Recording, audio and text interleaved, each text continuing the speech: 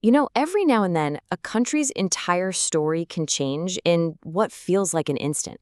In the summer of 2024, a huge popular uprising in Bangladesh didn't just bring down a government, it completely redrew the country's foreign policy map. So today, we're going to dive into how this one event sent shockwaves across South Asia and well beyond, all based on a really fascinating new analysis. It all kicked off right here, in July of 2024. And this wasn't some slow, simmering political shift. No, this was a full-on explosion of public will, really driven by students and young people.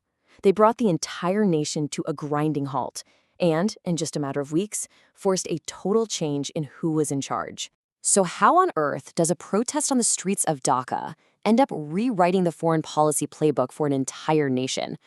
Well, that's the core question we're exploring. The argument is that this was never just a domestic issue. The second the government fell, the country's relationships with its neighbors and with global superpowers were suddenly up for grabs, forcing a complete rethink of everything. To really get the diplomatic fallout, you first have to appreciate just how fast everything went down. This was, without a doubt, a nation at its tipping point. It started with students protesting a pretty controversial job quota system, but look how quickly it just snowballed. Within days, it wasn't just a protest, it was a Bangla blockade that shut down the country's transportation. Fast forward about 2 weeks, and major cities are totally paralyzed. And by the beginning of August, it had become a full-blown non-cooperation movement that led right to the government stepping down. The speed of that transformation was just breathtaking.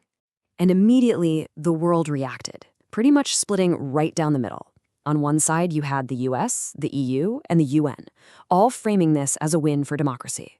But on the other side, you have the regional heavyweights, India, Russia, and China, and they were way more cautious, basically saying, whoa, let's prioritize stability here.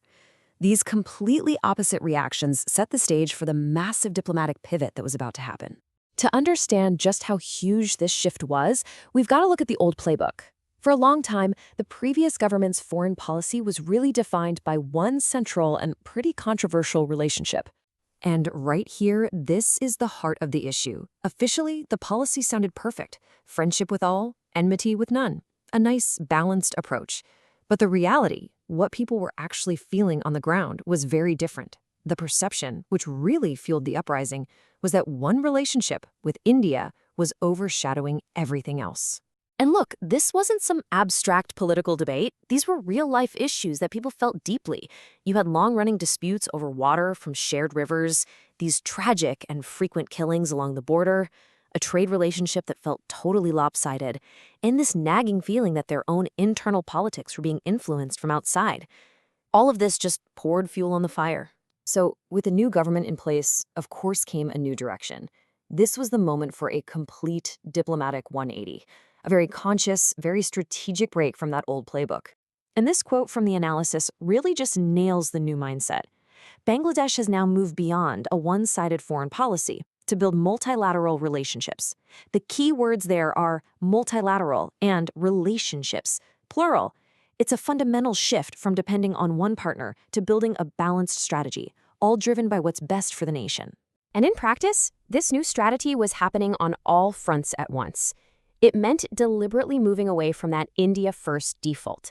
At the same time, it meant strengthening ties with other big players, like China and key nations in the Middle East. And on top of all that, they open a new conversation with the West, centered on the very things that sparked the revolution, democracy and human rights. This is what that new diplomatic portfolio looks like in a picture.